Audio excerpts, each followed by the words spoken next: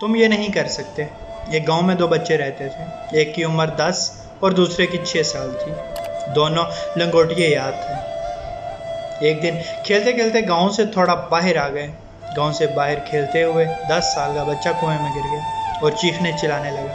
6 سال کے بچے نے ادھر ادھر دیکھا، کوئی مدد کا امکان نظر نہ آیا، تو اس نے کنویں پر رسی سے بندھا ڈول یعنی کہ بالٹی نیچے پھینک دی اور دوست کو کہا اسے پکڑ کر رکھو، اور خود پوری جان لگا کر کھینچنا شروع کر دیا۔ 6 سالہ بچہ اس وقت تک کھینچتا رہا جب اسی ڈول سے چمٹا اس کا دوست کنویں سے باہر نہ آ گیا۔ دونوں دوست ایک دوسرے سے مل کر رو رہے تھے، خوش ہو رہے تھے اور ڈر رہے تھے کہ گاؤں میں جا کر اگر بتائیں گے کہ ہم گاؤں سے باہر گئے تھے اور بڑا دوست کنویں میں گر گیا تھا تو بہت ڈانٹ پڑے گی، مار بھی پڑے گی۔ لیکن سب کچھ اس کے برخلاف ہوا۔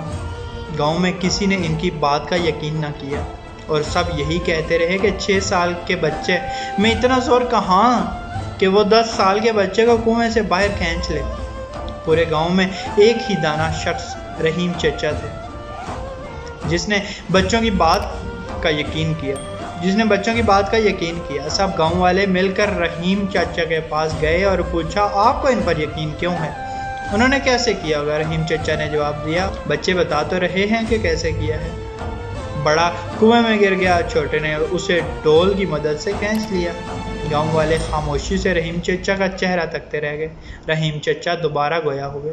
سوال یہ نہیں ہے کہ وہ چھوٹا سا بچہ یہ کیسے کر پایا، سوال یہ ہے کہ وہ یہ کیوں کر پایا، اس کے اندر اتنی طاقت کہاں سے آئی؟ اس کا صرف ایک ہی جواب ہے،